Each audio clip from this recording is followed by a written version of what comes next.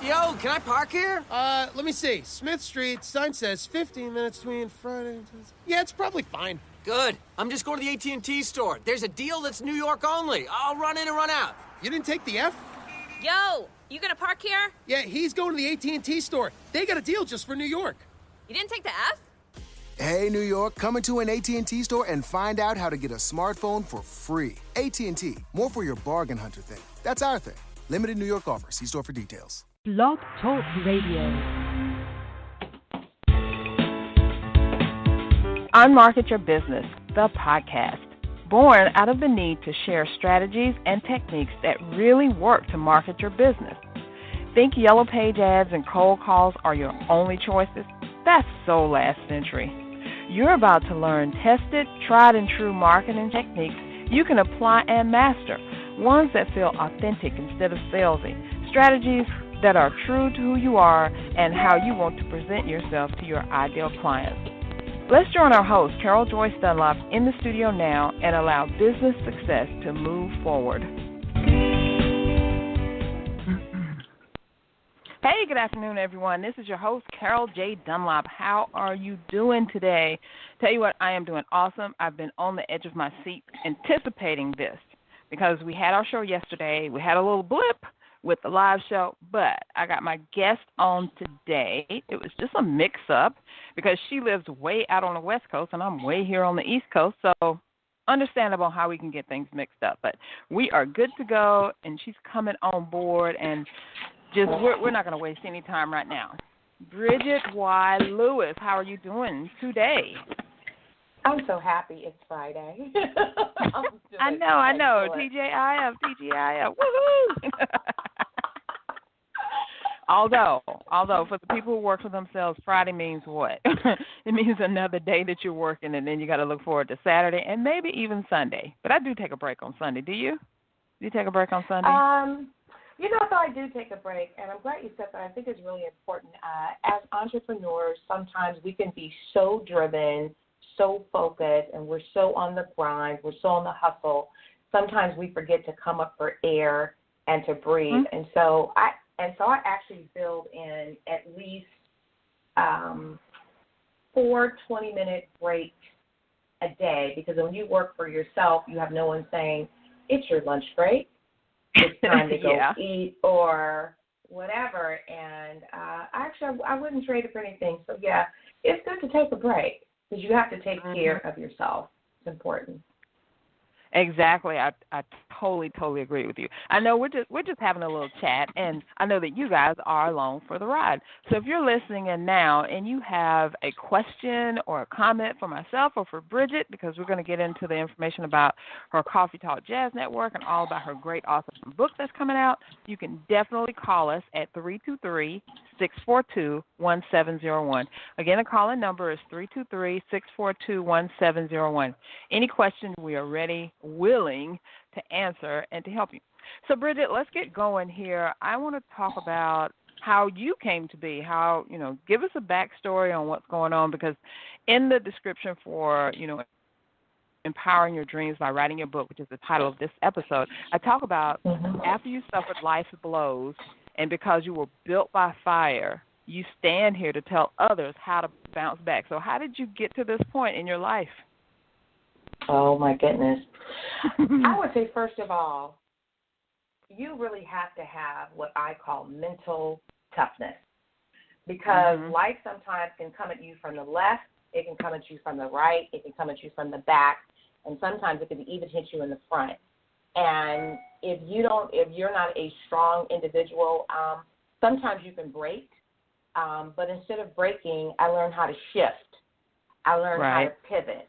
I learned how to just stop for just a moment. You cannot panic when life blows hit you, because things hit me, and things hit me very hard.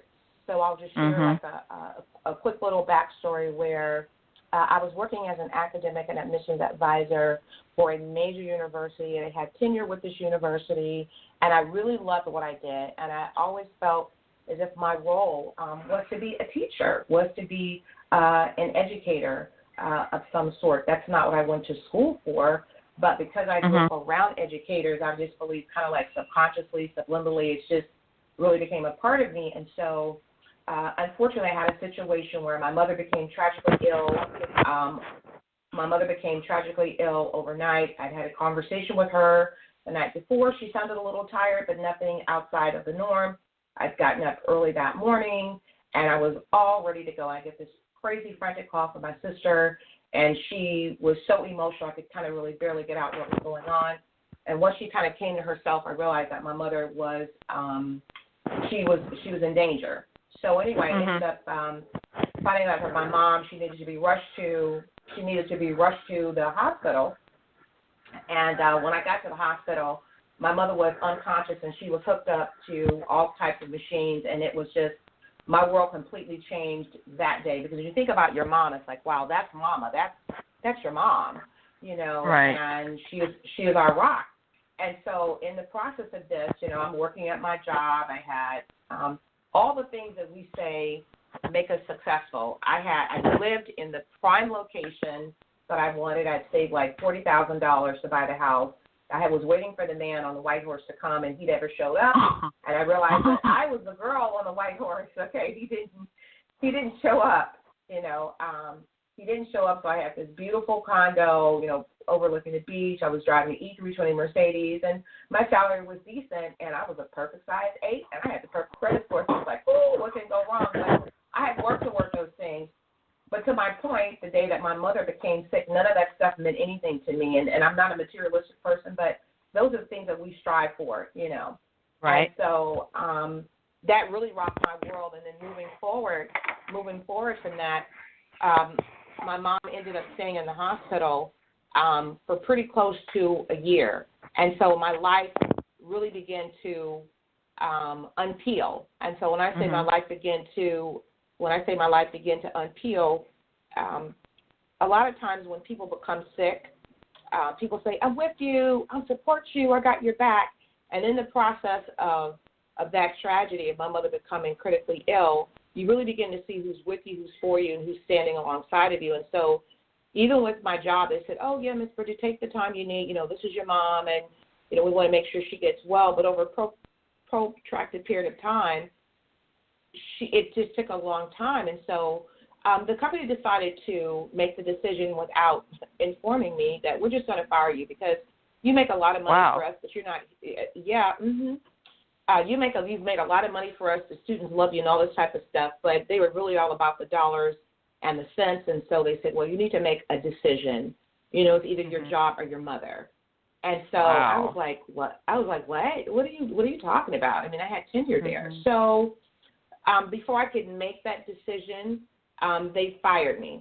And I was shocked. I was sitting in my office, and the human resources person came in, and I'm like, okay, this is 3 o'clock. I've got students to see.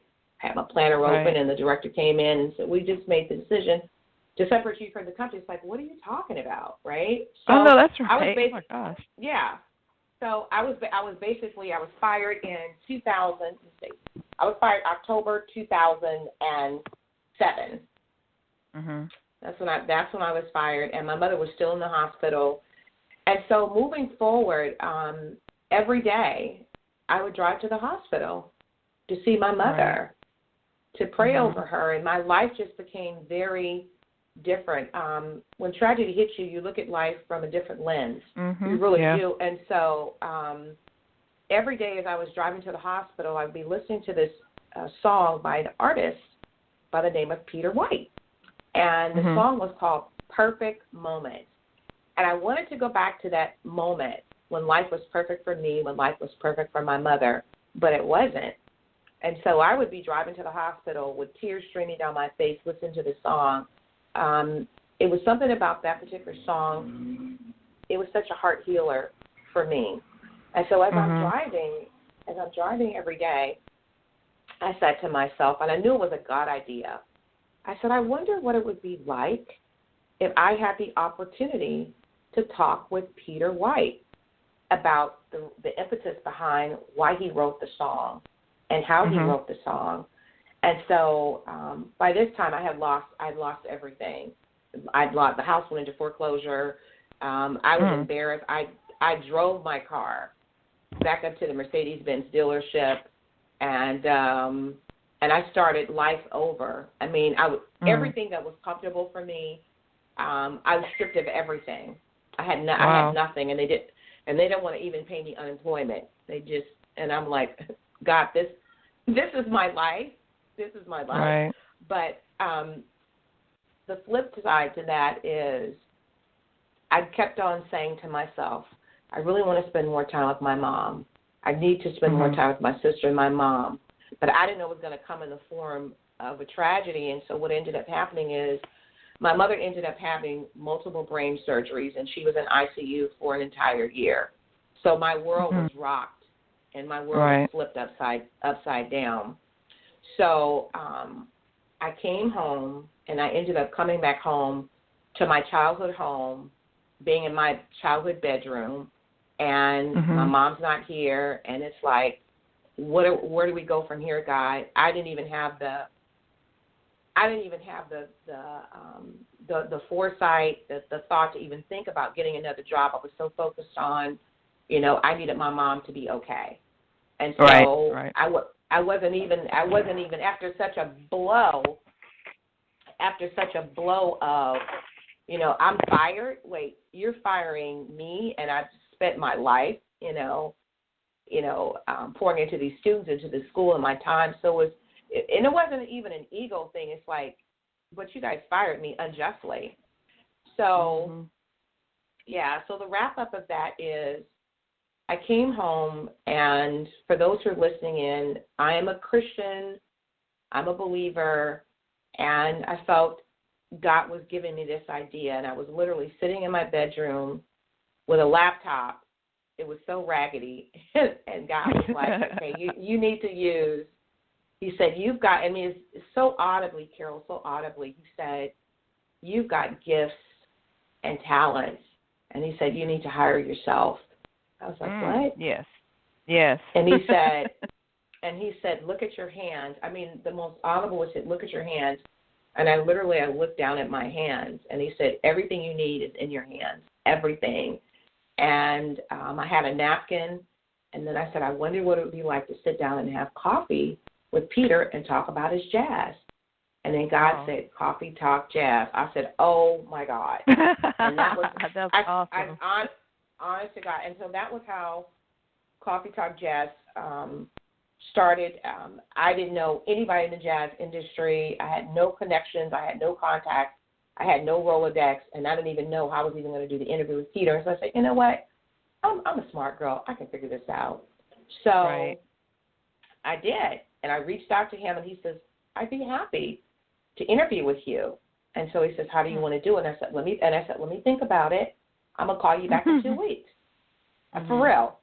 And literally it started on an 8x10 piece of paper. I didn't have a logo. I didn't have anything, but it was God really guided me step by step by step, because there was no blueprint for Coffee Talk Jazz, for Coffee Talk Radio. And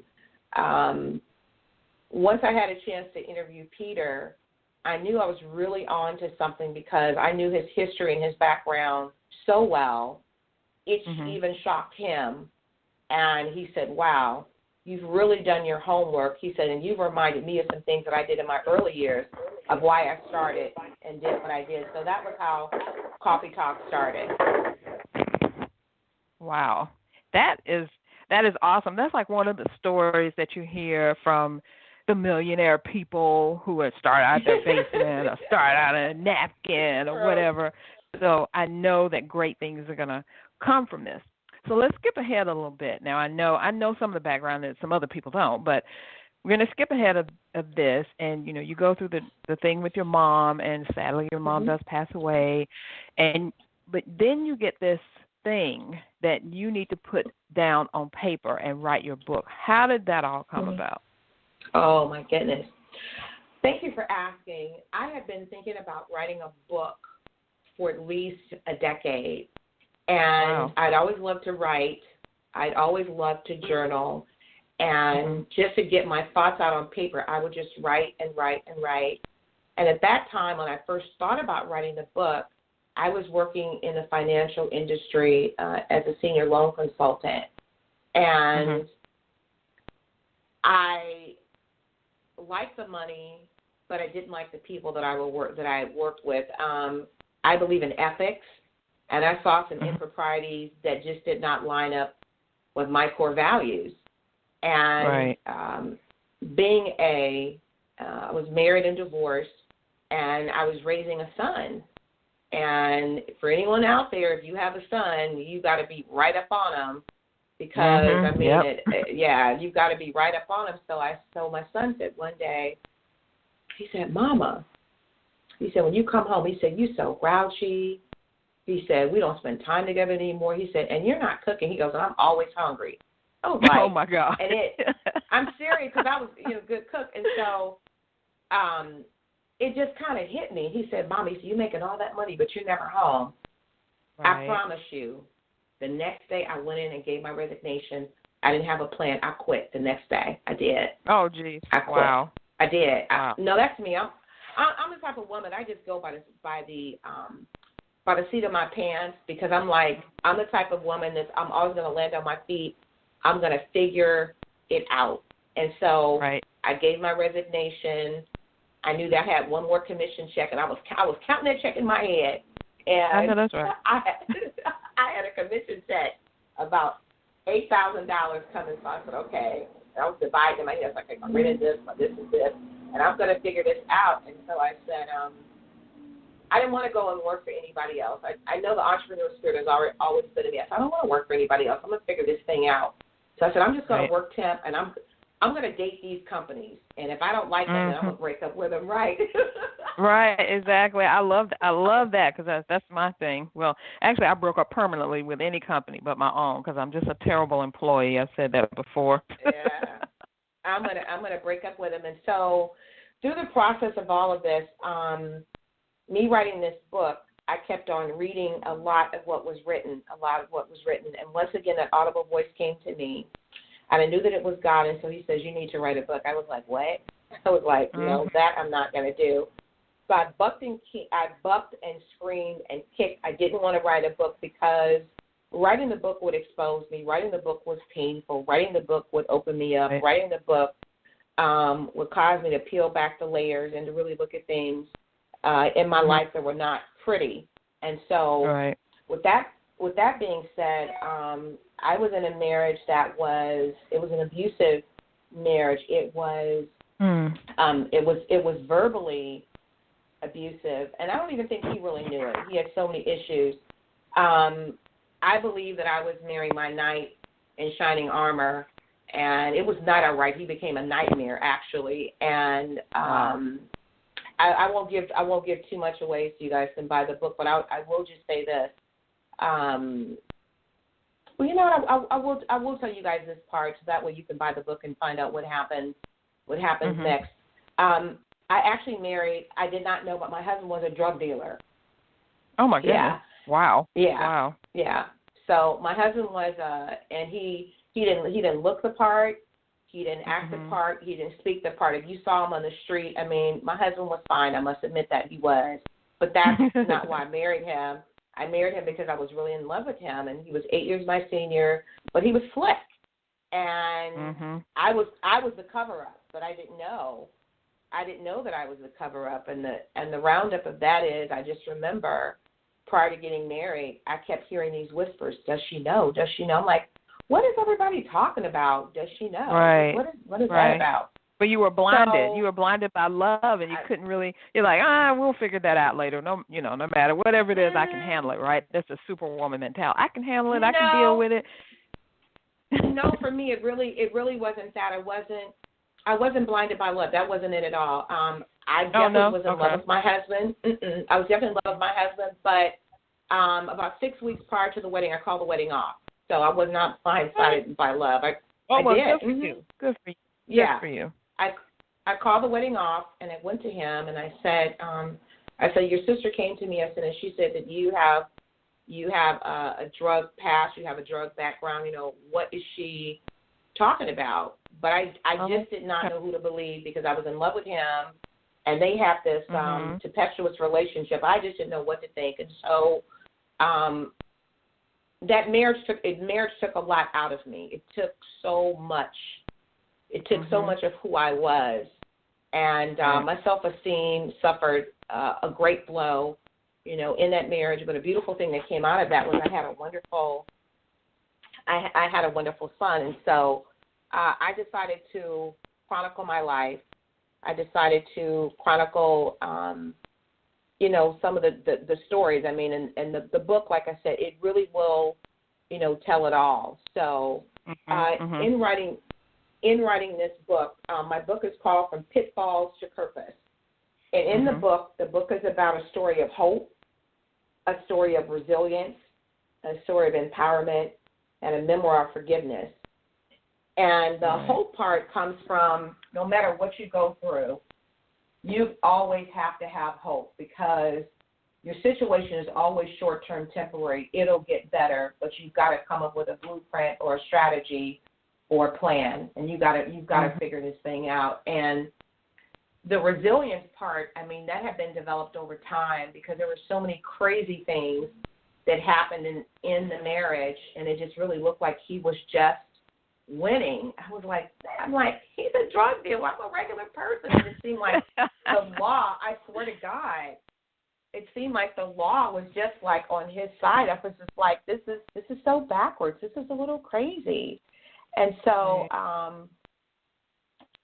the reason I call it From Pitfalls to Purpose, because I was literally in a pit being married to him. I mean, if anything could have gone wrong, it went wrong. I mean, and that's why I think it's critically important to know who you are marrying. It's so crucial, So I literally was in a pit being married to him, and just having his name, I took my father's name back. Just having his name, just having his name tied me to some things that I didn't want to be tied to, and he did some things that were so unscrupulous that really put my son and I in harm's way. So I had to divorce him, almost pretty much like hide out. I mean, seriously. I'll get into that like in the book as well, because he was a big-time drug dealer, and he did some not-so-nice things to a lot of people. And once they found out, this guy's got a wife, he's got a son, and, let's see if we can kind of ruffle him up a little bit by getting her. It's like, oh, my God. Yeah. So. Oh, my goodness. Wow. Spoiler. Wow. Spoiler alert. Oh, my goodness. You have been through a lot, and I never even knew about that part of your story. I knew about some other things, but I never knew about that. That it just shows that we all go through certain things. We all have something we've accomplished or something we've gone through or something we've come out on the other end of. And I'm happy to say that you've come out on the other end of that. So where are you in the process of your book getting it done now? Where are you at? Oh, my goodness. Well, thank you so much. First of all, I want to say this part before I talk about that. It's okay to show your scars and stop acting like you've got it all together. Okay? Exactly. And so when I wrote my book, I share from a very authentic place, and I want women to know that no matter what you go through, you can still rebound. You can still come back. But where I'm in the process of the book is we're in the round of the second edits, and we're just about done where my new family, Write Books That Sell Now, you guys are going to come and I'm going to allow you guys to print the book. Yay! Thank you, Anita, if you're listening. Yes.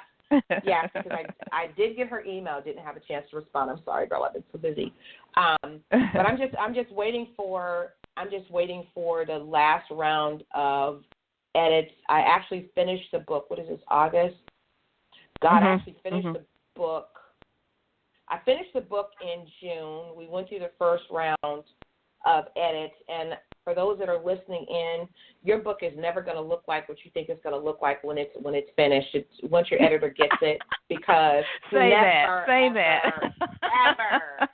it's never going to look like that, because you need an editor, because what you write and what you read is different. Because when you're writing it and you go back and read it, you're reading what's in your head. You're not reading what's actually written, and so you need your editor for your dangling participles and conjugated verbs and quotes and all that stuff. It's like, cutting this part out, this was good, but this doesn't make sense. It fits nowhere. Right, right. And we talk, and I talk about that in my book about, how to write a book and the things that you need. And Bridgette actually went through the course that we have in Write Books That Sell Now. So if you're listening, you need to get your book done. You need to go to writebooks.sellnow.com right now. We have a free author class you can get.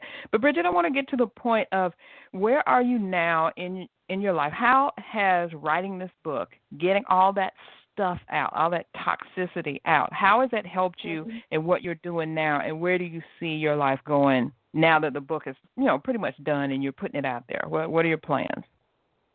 Well, my plans are, I've always been an empowerment, inspirational speaker. I believe that I was put on this earth to empower, uplift, and transform the lives of women by the words that I speak. So before it was so cliche, I was doing that, 10, 15 years ago. And so what I see myself doing is I'd love to work with women in transition. I want to teach women how to reinvent, restructure, and restore their lives regardless of the obstacles, because we're all going to go through something. And I may be able to help one lady with one area of her life. I may be able to help a woman. I can definitely show them how to rebuild your life. I mean, from scratch, from absolutely nothing. I can show you how to restructure your life to use the things that you think that are not important, some of your skill sets. I can definitely show you how to do that. So I built a brand now where I coach women in business. I've got a couple of different speaking engagements where I've been invited into high schools to talk to young girls, to talk to young girls about virtue, about getting married, about dating and this type of thing, because a lot of people kind of got wind of my book and stuff like that. So I definitely plan on touring for the book. So for those who are listening in, I want to hit Washington. I want to hit Dallas. I want to do all the major cities. And so for those that are listening, if you want to book me, you guys can shoot an email to bsimplyspeaking@mfn.com. And my website is my name. It's www.bridgettelewis.com. And so I'm really about uplifting, inspiring, and empowering women just to go for their dreams, whatever that looks like for you. You absolutely can do it. And we love our men, we love our husbands, we love our brothers, we love our sons. But at the end of the day, I believe that every person is responsible for their own life, and that you have to decide how you want to write your story. And I'm in a very, very good place, and I can actually say this now, that at the time when I was walking through all those dark places and spaces, it was very uncomfortable. But they changed me. They absolutely just changed me. And so I speak very openly, very authentically. I speak from a healed place and a field place, not a bitter place, not like woe is me, nothing like that. Because everything that happens to you, I can say it happens for you, and you can make a message out of a mess. And I would say that mine is absolutely a masterpiece. And I'm happy to inspire. I'm telling you, honestly, I feel that in my heart. I would tell any woman that's listening, any woman that's listening, you can overcome anything with the right mindset. You just got to shift and move when things come, and you can make it. If I can do it, anybody can. Exactly. I totally agree with you. Bridgette, believe it or not, we've come down to the very, very end of our time together. It's gone so fast. I've had so much fun. We have found out a lot about you. I wanted to thank you for coming on and for sharing your story. It's totally awesome. And I can't wait for that book to come out. Give us your website once again, and we're going to let you get out of here. Okay, sure. My website, I'm going to spell it out, is BridgetteLewis.com. My book will be available on Amazon, at Barnes & Noble, and it'll also be available on my website. So that's it, guys, and I hope you guys go on and pick up From Pitfalls to Purpose and live your dreams. Awesome. Awesome. Please do that. And Bridgette, thank you so much for being a colleague and someone who has inspired me also. And I hope that we can, together just inspire women to do what they need to do, because that's kind of what the show is about, really unmarketing your business and inspiring women business owners to get out there and market your business successfully, and you are definitely doing that. And I want to let everyone know you need to go check out Coffee Talk and Jazz Network. Totally awesome. So, everyone, that's all I have for you today. Please have an awesome weekend, and then join me again next Thursday. See you later. All right. Thank you. Thanks for listening. We truly appreciate it. For information about guests, products, or services that were mentioned in this episode, log on to our website at www.csicorporation.com/unmarketing. To learn more, get a glimpse of our upcoming schedule, and join the unmarketing nation of entrepreneurs who are using marketing techniques that work right now. Until next time, keep moving forward.